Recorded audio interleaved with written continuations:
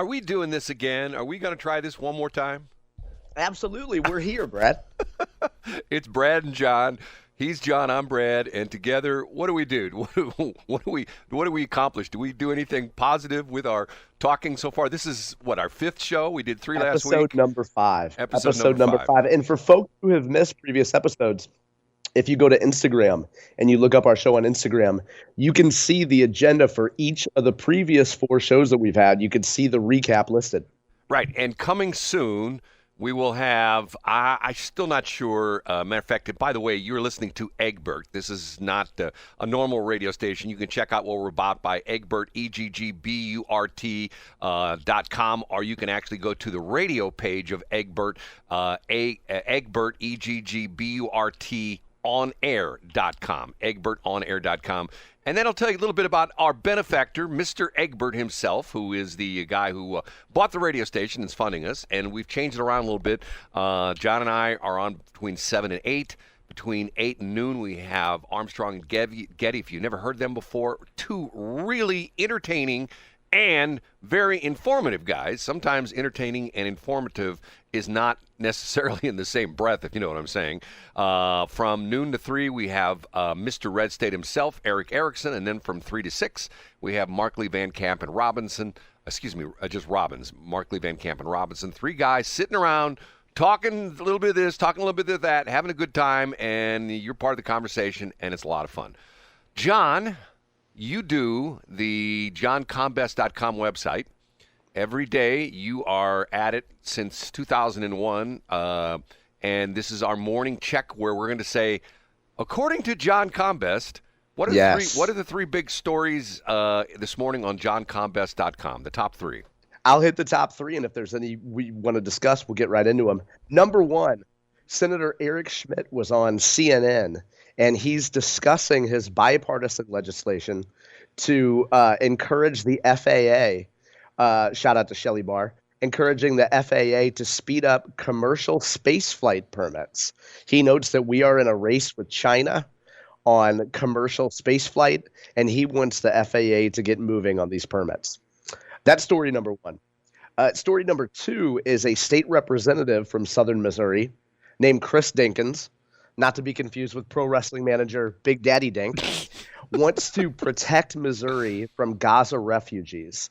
Representative Dinkins is calling on Governor Parson to use whatever he can do in the executive realm to protect Missourians from Gaza refugees.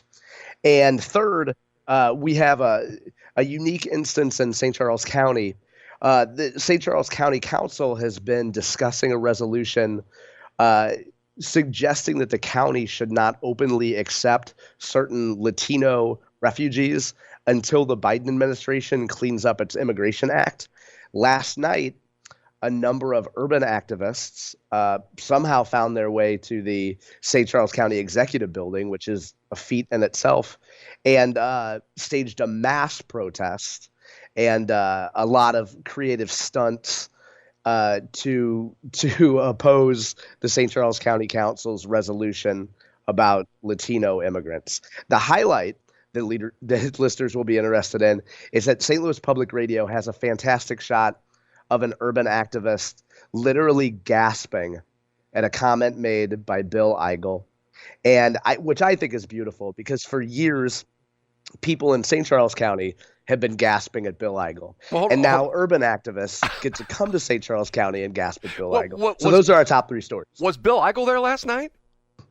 He was, yeah. He was in attendance. And according to St. Louis Public Radio, who has a brand new diversity hire to cover, urban and cultural and race issues, Bill Eigel made a, quote, anti-immigrant, unquote, quote.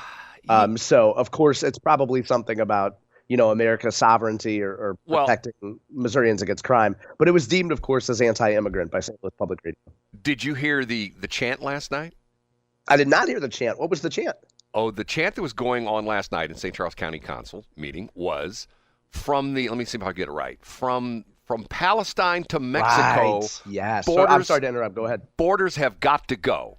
Yep. So they're saying from Palestine to Mexico, borders have got to go. Now, what's crazy about this is I don't quite understand this open borders thing because of the fact that we are like one of the few countries in the world that has this, even though, what's the guy's, Mayorkas? He goes up in Congress and they say, Mr. Mayorkas, is the border secure? Yes, the border is secure.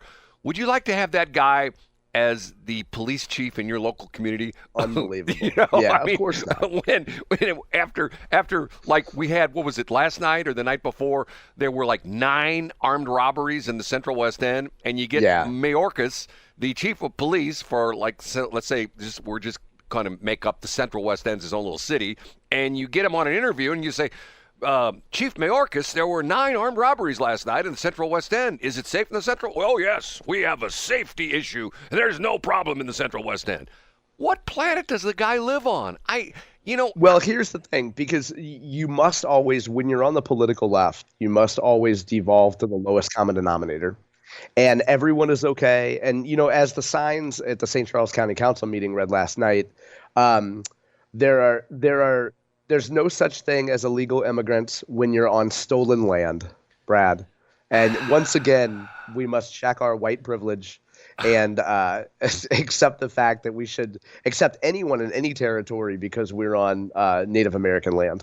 Who was the guy? Remember, there was a story of some hikers who were hiking. And, I'm going to show my lack of geography. I can't remember the story exactly, but they were hiking in the country that borders China. Remember this story? Okay. And I don't know the story, no. And somehow or another, they crossed the border and they were apprehended by the Chinese army and, like, thrown in the gulag for a while. I'm going like, okay. Yeah. Well, why not? Well, but here, I mean, what's interesting about this is, let's say Joe Biden is not against border walls, right? Mm-hmm. Let's take down the fence around the White House, okay? Absolutely. I mean, if we, and if you know what's going on with his vacation homes up in what is it, Delaware? Yeah. They've been putting all these security measures and fences and stuff like that. It's like, okay, it's sort of like the guys and gals who are the anti-gun crowd. They're I mean, like sort of like the Cori Bush thing, okay? Exactly. I was just going to say that, Brad. It's someone who's for defunding the police, spending her money to hire private security. Not her money, our money, because our money. Yeah, she's sorry. Spending, that's a silly statement. Not our money, taxpayer money. Right. Yeah. As I understand it, yeah, and it is our money. Correct me if I'm wrong, but she has like a fund to run her office, a stipend or something like that, a per diem, and she's used a lot of that money for her own security force. And guess what? I bet you any money those dudes and dudettes got guns, don't you think? I mean, yeah, and she did marry her lead security man, which was so weird. I mean, so that was. And by the way, one of the things that didn't quite make the top 3 cut, Brad, but we should mention because it's a follow up to yesterday's show. St. Louis Public Radio has 2 captivating stories today, thanks to our taxpayer dollars. The first one is that they're promoting a book launch about a cartoon book that talks a little bit about native cultures, indigenous people. But most importantly, Brad, they're revealing George Washington Carver's secret peanut sausage recipe, never before revealed. So this is the kind of information that you can learn by reading St. Louis Public Radio. And also the second piece from St. Louis Public Radio is there's a story about a fluorescent young man who is fighting cartoon racism by showing black superheroes. And the climax of the story, fittingly at the end of the story, is where the young man says, here's his direct quote, "I'm kind of, in sort of a way, kind of being a superhero, I guess." So not only does St. Louis Public Radio fight institutional cartoon racism, they encourage young men to be that humble and call themselves superheroes. So you'll find each of these stories today at johncombest.com. I have to tell you, I listen to, and I know you do not, but I listen to NPR quite a bit and St. Louis Public Radio. And there's a couple things that drive me crazy about it. First off, they have this huge news department, and they have a bunch of news people, but yet they do hardly any local news on the station anymore. I mean, Absolutely. they've gotten There's it down. only one. There's one or two shows. You have St. Louis on the Air, and you have the great Jason Rosenbaum, and that's all. Well, you have St. Louis on the Air, which runs from noon to 1, and then they repeat it from 7 to 8. So there's 1 hour of local programming. All the rest of and correct me if I'm wrong on this, if somebody's out there who is an NPR person, you can call me up right now, 314-280-8880. The first time I've done that, I'm the guy who gives out his cell phone number on the air. I'll have people say to me, "That's not your cell phone number." I said, "It is. Call it. It It's is my phone number." But what's crazy about it is they do no local news. They do, and during the week, Monday through Friday, I shouldn't say they do local news, but on the weekends, there's no local news. There's no live news. What I meant to say is, except for the 1 hour between noon and 1, they have no local programming. It's all satellite. It's all either NPR or PRX or whatever the deal is. And I'm going like, okay, you know what? If you've got a staff, I mean, this is back in the good old days, even to the point where, and I was sort of sad to see Kevin Killeen leave KMOX and actually go to St. Charles County as the official spokesperson. But Kevin was out there on the streets. Kevin was out there. Matter of fact, here's a funny story. And for those of you who've driven downtown, I've seen this personally. There's a guy, and no matter what time of the year it was, there was a guy on Market Street typically who was panhandling with no shirt. And he would come out to your car and he would, "Hey, can you have some money?" Blah, blah, blah, blah, blah. So it got to the point where everybody referred to him as the shirtless dude on Market Street or whatever street it was on because he was down there all the time. So they said to Kevin, why don't you go interview him? So Kevin walks over, and matter of fact, their studios were only a couple blocks away from there, walks over there and interviews the guy.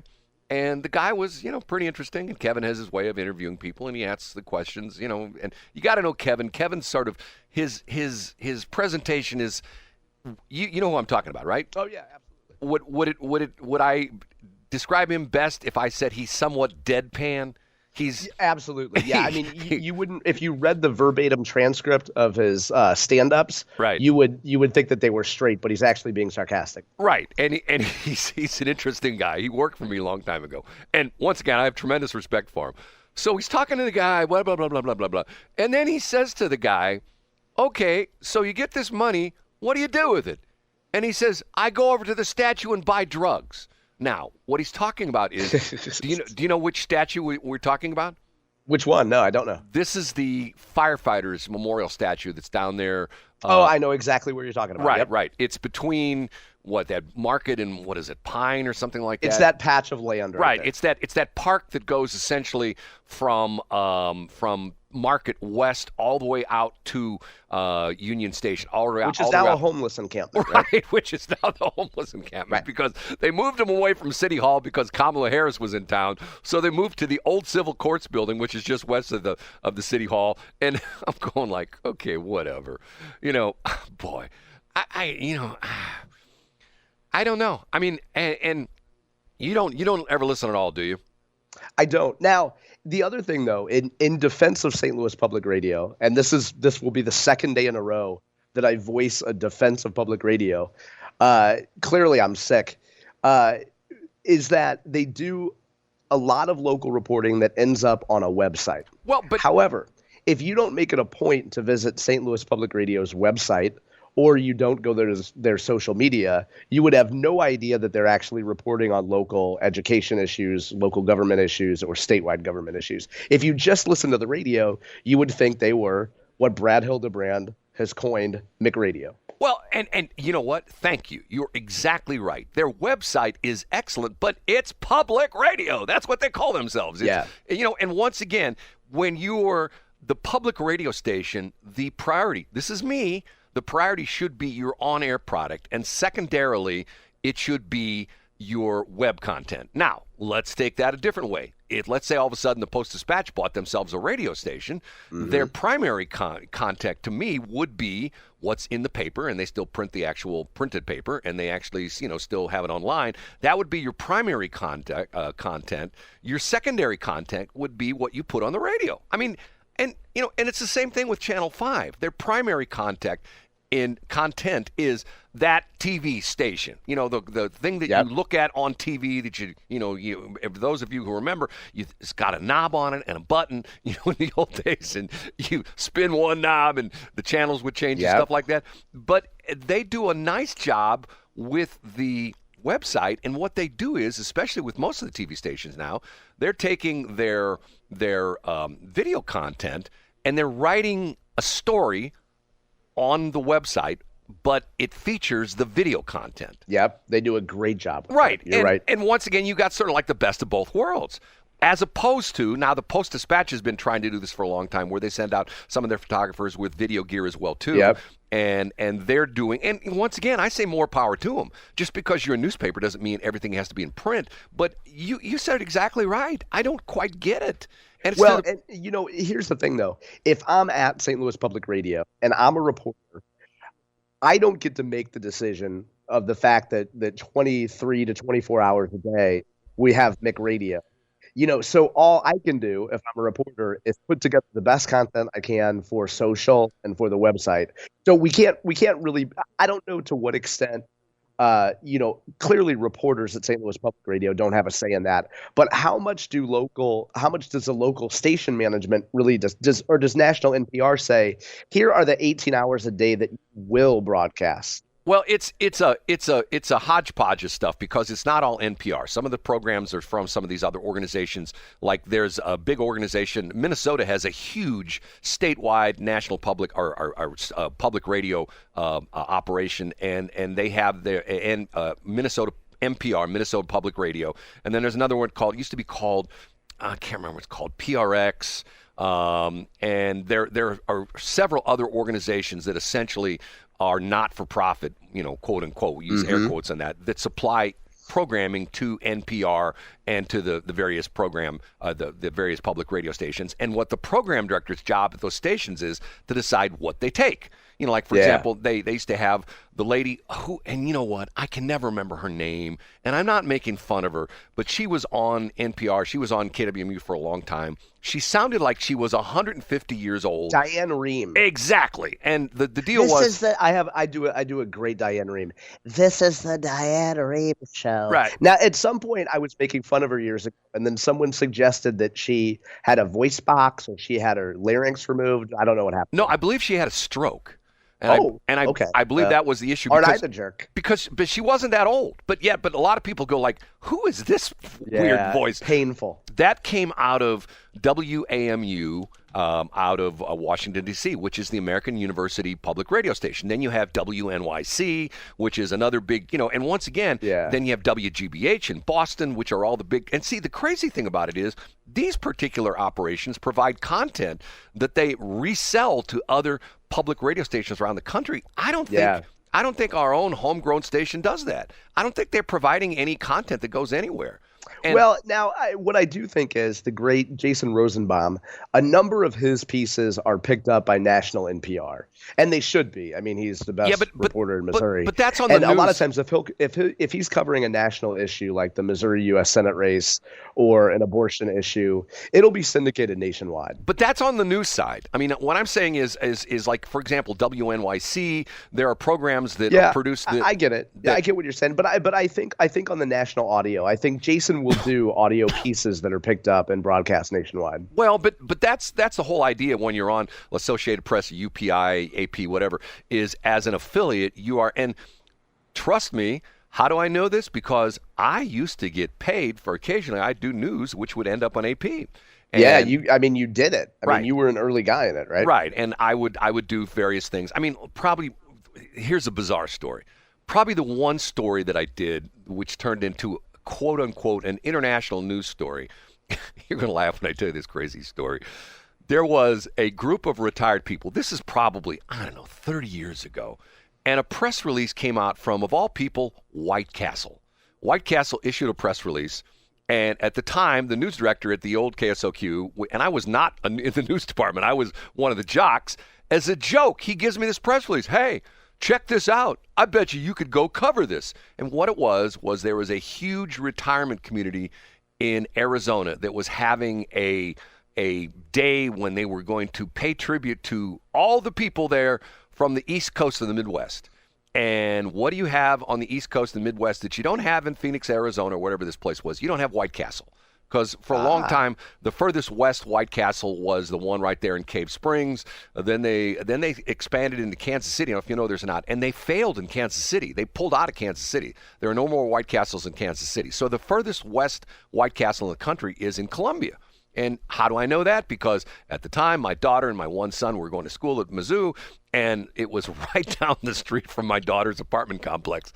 And it was so popular, they actually had to hire off-duty University of Missouri, Columbia, and Columbia City cops to direct traffic in and out of the White Castle. It just got to be crazy. Okay, so the deal was they're doing this thing where they are preparing frozen White Castles that they're going to send a truckload of these down to this festival in Arizona for all these retired people from Arizona.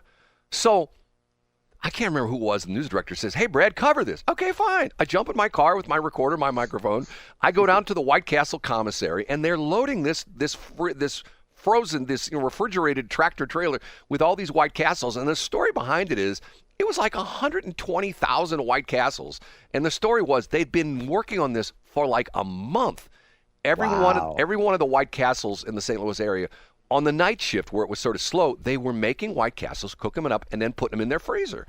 And then over like 2 or 3 days, they sent trucks around to all the area White Castles. They brought them all down to the commissary, stuck them in their big freezer down there, and they were loading this refrigerated truck to go to Arizona. And I did this little thing. Hey, I interviewed a person, blah, blah, blah, blah, blah. I probably had 30 people say to me that they heard that. And the funniest story was 3 friends of mine who were in the military at the time heard it on Armed Forces Radio network. Like talk about a wide reach there. Right. One guy was in Germany. One guy was, I think, in Japan, and it got to be sort of a big story. It was a puff piece, obviously. The company this festival ordered 100,000 White Castles, and they froze them, stuff like that. But now that was actually, so that sounds a lot like the plot to Smokey and the Bandit, Brad. Yes. The only problem was there was no sheriff chasing him. But yes. That would have made it much more interesting. Maybe you could have done a follow-up story. What's so funny about that is that once again, you had these beers. Isn't the beer that they were moving, wasn't it Coors beer? Wasn't it? It was Coors beer, yeah. Because I remember back in the day, this shows you how old I was. I remember friends of mine that went to Mizzou, that was one of the running gags, that as a pledge, if you were in fraternity, you had to drive to Denver to get Coors. Nice. They made you drive to Denver or someplace out west, because you couldn't buy it. And most recently, Yingling is now available here, and people lost their minds. I don't know. To me, when I hear that, I always think it's a Chinese beer. I don't know why. It does sound like it. You're okay, right. We're running behind already. My fault. We have to take a break. It's 7. You're listening to Brad and John. This is the BJShow.co show, whatever the heck it is, and this is Egbert Radio. It's a talk station. Yes, that's what we do. 726.